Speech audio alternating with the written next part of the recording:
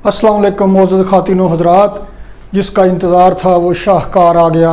आज हम जो डिस्कस करने वाले हैं ये है हमारे सारे मसाइल का हल मेरा मतलब है, और ये है हमारे सारे मसाइल की जड़। ये है वो AC generator, alternating current generator. ये है वो जो हमें बिजली बना के देता है एट द कॉस्ट ऑफ, चाहे वो थर्मल बिजली घर है जी, पन बिजली घर है, एटॉमिक एनर्जी से वो चलने वाला पावर स्टेशन है, हर जगह पे यही काम कर रहा है। चाहे वो किसी टरबाइन के साथ लगा हुआ है, चाहे वो किसी भी तरह से बिजली पैदा करने वाला है, यही है जो हमें बिजली पैदा करके देता है। और जब लाइट चली जाती है तो अक्सर लोग यूपीएस चला लेते हैं और अक्सर लोग यही जनरेटर ही इस्तेमाल करते हैं, और यही है जो हमारी एनर्जी की ज़रूरियात पूरी करता है।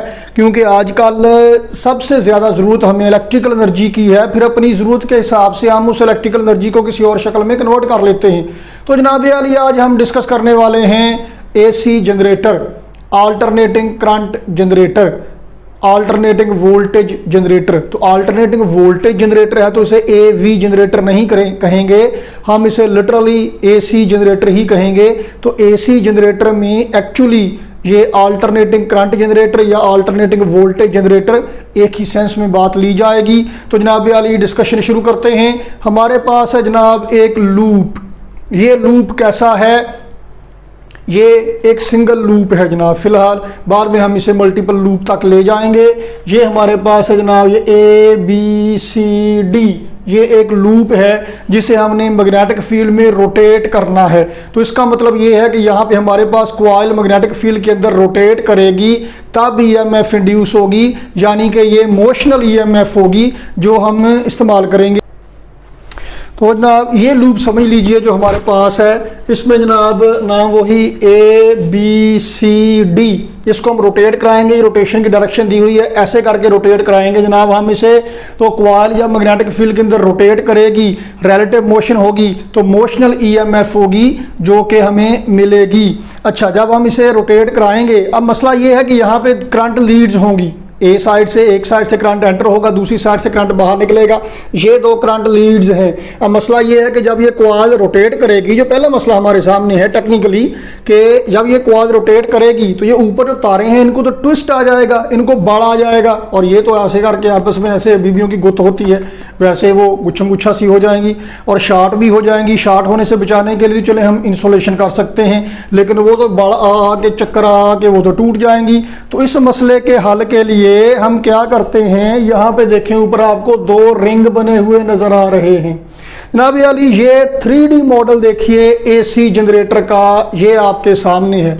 मैं ऐसे करके दिखाता हूँ आपको डिफरेंट एंगल से। देखिए ज़रा, ये कॉइल हैं जनाब अली, ये देखिए ABC और D, ये चार कोने हैं जनाब। मैग्नेटिक फील्ड हमेशा हमारा ऐसे ही हुआ करेगा, ऑनवर्ड जितने भी लेक्चर हैं पहले भी ऐसे ही रहा है। इधर नॉर्थ पोल और इधर साउथ पोल, तो नॉर्थ से साउथ की तरफ मैग्नेटिक लाइंस ऑफ फोर्स ऐसे हैं जी। और ये जनाब रिंग हैं, इन्हें कहते हैं स्लिप रिंग्स। नाम से इज़हार है ये स्लिप होंगे। कैसे स्लिप होंगे? देखिए अगर ये ना हो, सिर्फ यही दो टर्मिनल हों, तो ये तो आपस में बढ़ाते जाएंगे ना। इससे बचने के लिए हमने क्या किया, ये वाली तार यहाँ दरमियान से बीच से गुजर के ऊपर को जा रही है और ये इसके साथ टच नहीं हो रही।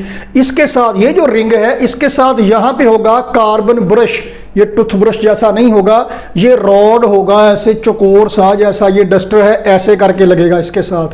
दूसरा कार्बन ब्रश होगा यहाँ पे, ये ग्रेफाइट का बना हुआ रॉड होगा। ग्रेफाइट क्या है? ये आपकी जो लेड पेंसिल का सिक्का है ये ग्रेफाइट है, और ये कार्बन की एलोट्रोपिक फॉर्म है ग्रेफाइट, और ये अच्छा कंडक्टर है, बहुत अच्छा कंडक्टर है। तो लेकिन ये घिस जाएगा, पेंसिल का सिक्का भी चल घिस जाता है ना। तो जब ये घिस जाएगा थोड़ा सा, तो फिर तो पहले तो ये कनेक्शन बनाए रखेगा, इसके साथ टच करेगा ना तो ये कॉइल को बल नहीं आएगा, ये देखें ऐसे करके। लेकिन ये जब घस जाएगा, घिस जाएगा, फिर क्या होगा, यहाँ से कनेक्शन लूज हो जाएगा। तो इसके लिए हम टेक्निक इस्तेमाल करते हैं। जूसर से आपने गाजर का जूस या सेब का जूस निकाला होगा ना, वो गाजर को रखते हैं और उसके ऊपर से एक होता है, पंजाबी में कहते हैं तकेलू, वो उसके ऊपर उसको प्रेशराइज करने के लिए होता है एक, ऐसे करके दबा के रखने वाला।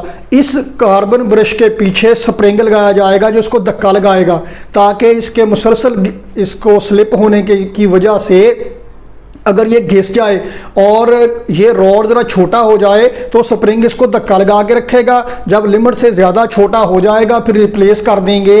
इस डिज़ाइन में सबसे बड़ा फॉल्ट यही होता है कि हर 2-3 महीने के बाद आपको कार्बन ब्रश रिप्लेस करना पड़ते हैं। ज़्यादा महंगा तो नहीं है ये काम, बिल्कुल सस्ते होते हैं। आमतौर पर घर में आपको जूसर ब्लेंडर है या ड्रिल मशीन्स हैं, इनमें ये होते हैं कार्बन ब्रशेज़, तो इतनी जल्दी रिप्लेस करने की ज़रूरत नहीं पड़ती इनमें, क्योंकि ये इस्तेमाल कम होती हैं। जनरेटर ने ज़्यादा इस्तेमाल होना है, इसमें 2-3 महीने के बाद रिप्लेस करने की ज़रूरत पड़ जाती है, तो ये हेडेक सा है। इसलिए अब ये टेक्निक पुरानी हो गई है जिसे हम पढ़ रहे हैं। अब बगैर कार्बन ब्रश के कनेक्शन बनाते हैं। बहरहाल वो एक अलग बहस है, हमारे सिलेबस में जो है हम ये बात कर रहे हैं फ़िलहाल। तो कार्बन ब्रश के पीछे लगा होगा जनाब स्प्रिंग, जो इसको धकेल के रखेगा, धक्का लगा के रखेगा और ये घिसेगा। देखें आप, ऐसा ही यहाँ पे होगा। तो जब ये क्वाल रोटेट करेगी ये घिसते रहेंगे इसके साथ और ये कनेक्शन बना के रखेंगे।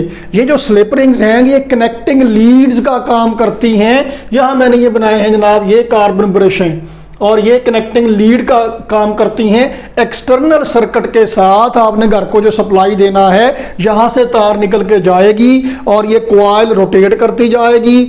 ये रोटेट ही करना है ऐसे करके, मैं तो ऑसिलेशन तो सिर्फ हमें दिखाने के लिए कर रहा हूँ। तो ये कॉइल रोटेट करती जाएगी और कार्बन ब्रश इसके साथ कनेक्शन बना के रखेंगे, करंट लीड्स का काम करेंगे। तो जनाब इन स्लिप रिंग्स का फ़ायदा क्या है कि वायर्स को ट्विस्ट नहीं आएगा और वो शॉर्ट सर्किट नहीं होगा और वो डैमेज नहीं होंगी। और लो जनाब ये देखें ऐसे करके ये घूमता जा रहा है।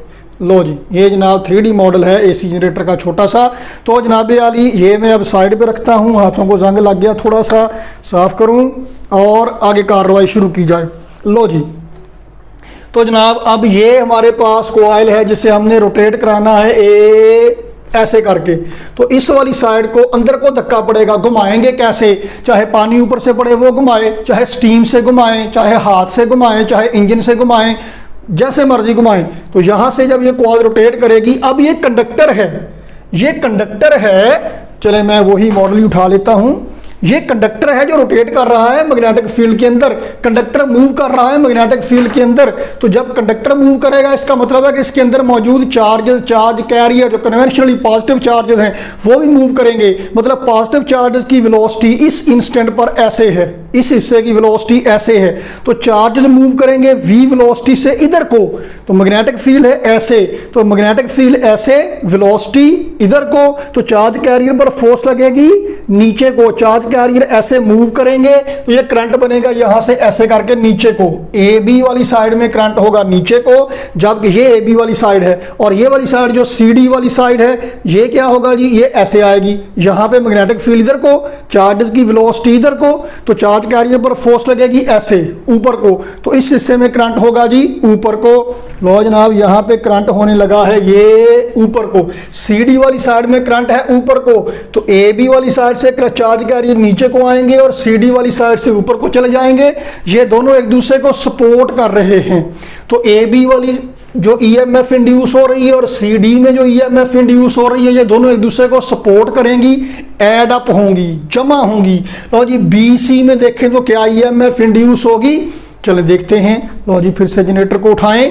तो ये वाली साइड रोटेट कर रही थी जनाब अंदर को ऐसे करके। तो इस हिस्से में जो चार्ज कैरियर हैं यहाँ सेंटर पे, ये सेंटर पे शाफ्ट है, यहाँ सेंटर पे शाफ्ट होगी जिसके गिर्द ये रोटेट करेगा। चले मैं बना के दिखाता हूँ आपको। लो जी ये बन गई जनाब शाफ्ट जिसके गिर्द इसने रोटेट करना है ऐसे। तो जनाब अब होगा ये इस सेंटर से ये वाली साइड मूव करेगी ऐसे अंदर को, इस हिस्से में चार्ज कैरियर मूव करेंगे अंदर को, वेलोसिटी इधर को, मैग्नेटिक फील्ड इधर को। तो इस हिस्से में चार्ज कैरियर पर फोर्स लगेगी नीचे को। यहाँ पे इस हिस्से में चार्ज कैरियर मूव करेंगे चौड़ाई के रुख, तो वो कोई ईएमएफ या करंट में कंट्रीब्यूट नहीं करेंगे। So is the case with this portion, this portion, this portion. तो इस हिस्से में ये वाला जो बी सी वाला हिस्सा और डी ए वाला हिस्सा है, इसमें कोई भी ईएमएफ इंड्यूस नहीं होगी जनाब आली। तो जनाब देखें ए बी वाली साइड में मोशनल ईएमएफ है V B L sine theta.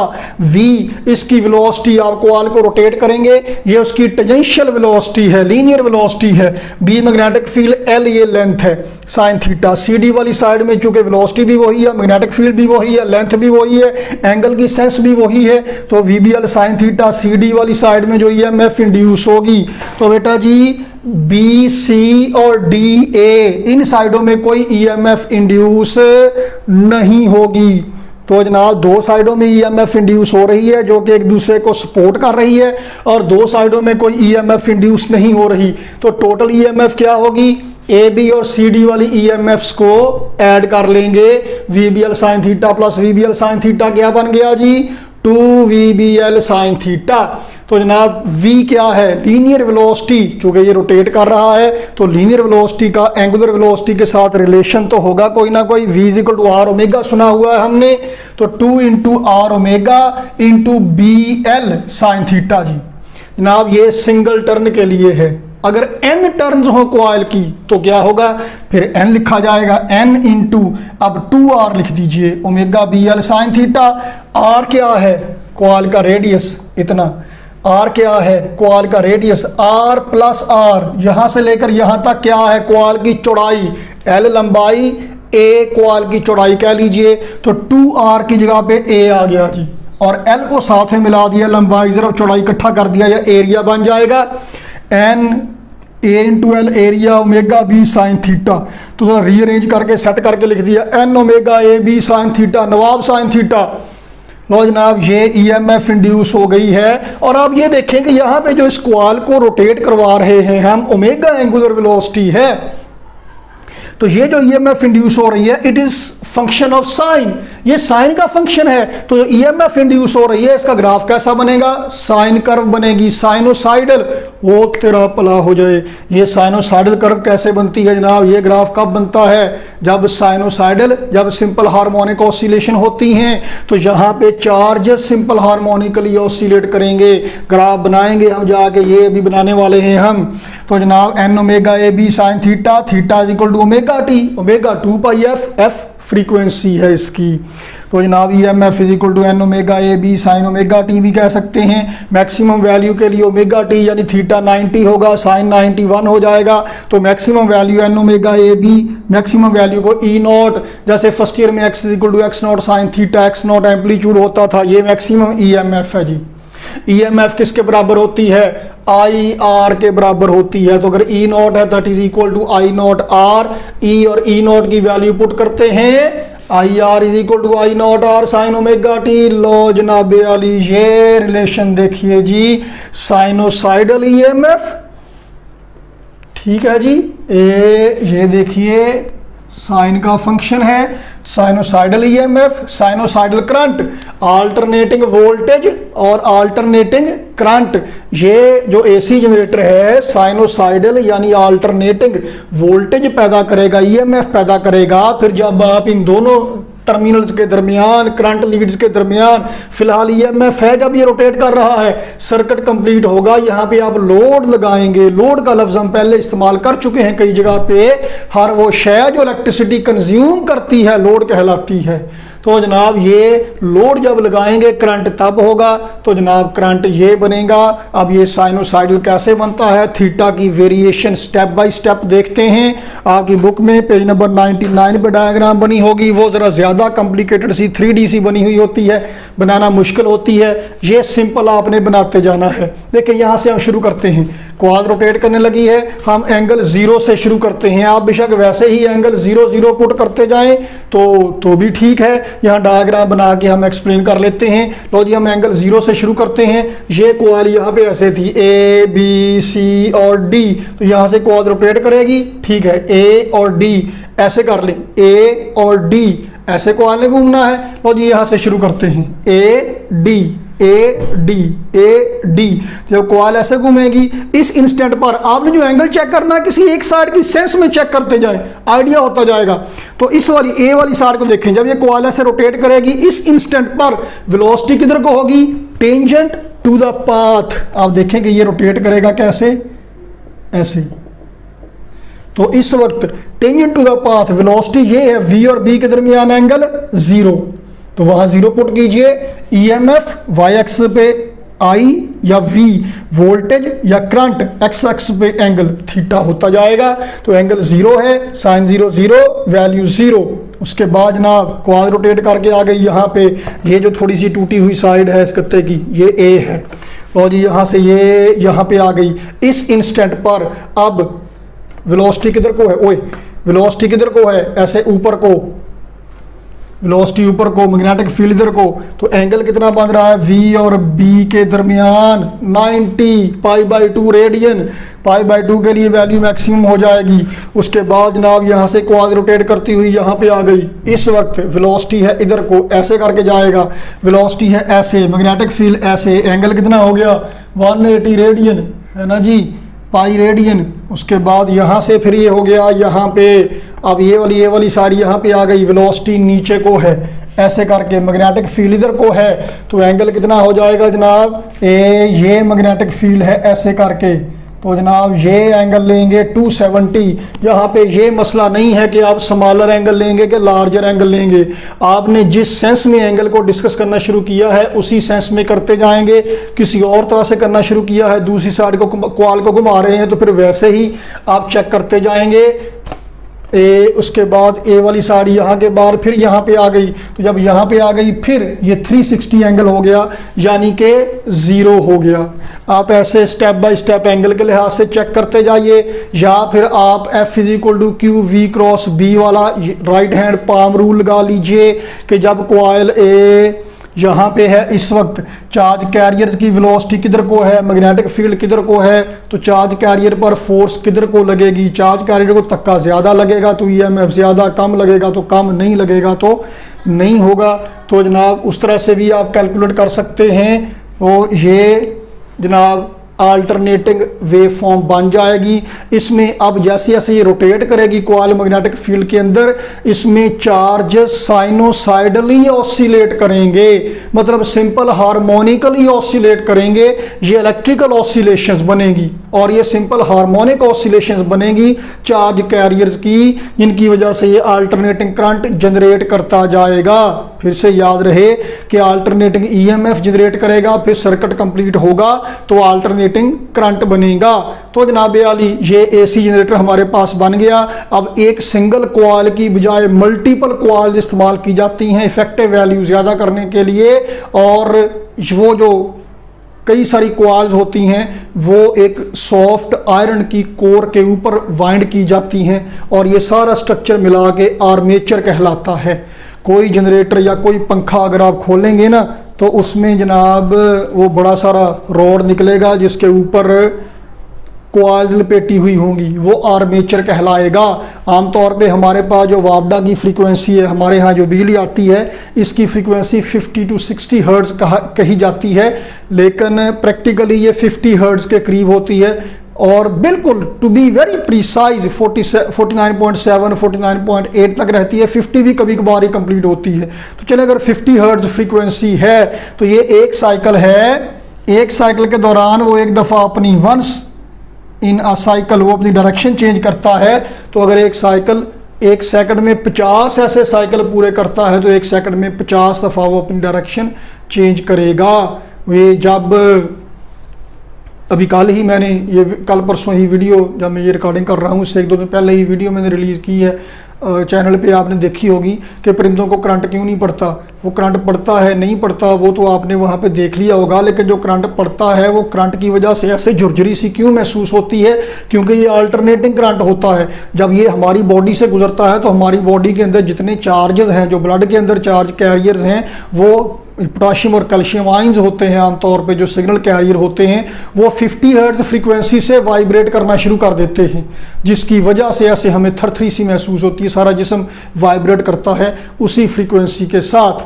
तो जनाब ये जनरेटर है AC जनरेटर। ये जितने भी बैंकों के सामने जनरेटर हैं, आपके घर में अगर जनरेटर पड़ा है, कहीं भी जनरेटर है, जैसे हम गैस पेट्रोल या डीजल से हम ऑपरेट करते हैं, वो इसी कॉइल को ही घुमाता है। तो जनाब वो AC जनरेट करके देता है हमें। तो जनाब अगली वीडियो में अब हम DC जनरेटर को डिस्कस करेंगे। ज़्यादातर हम AC जनरेटर इस्तेमाल करते हैं, लेकिन कई जगहों पे DC जनरेटर भी इस्तेमाल करना पड़ता है। वो अगली वीडियो में देखेंगे कहाँ पे इस्तेमाल होता है और कैसे होता है। तो तब तक के लिए इजाज़त, अल्लाह हाफिज़।